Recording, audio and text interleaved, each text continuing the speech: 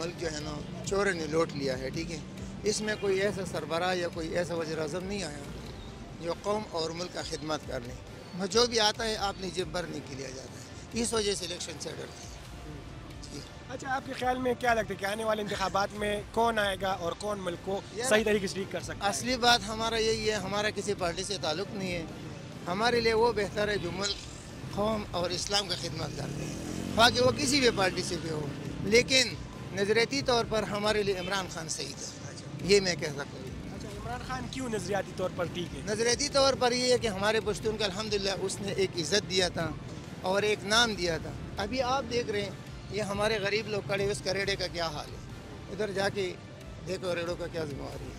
تو اس وجہ سے ہمارے لیے عمران خان صحیح ہے. اچھا، موجودہ حکومت تو فری آٹا بھی دے رہے ہیں نا، پھر اس سے کیوں؟ یار ایک ہی کلے آٹے سے کیا ہوتا ہے؟ آگے اور مہنگائی کو دیکھ، ایک پیٹ سے کس کا کچھ نہیں بنتے، اور چیزیں دیکھے اس کا ریٹ دیکھو، اس کا استعمال دیکھو.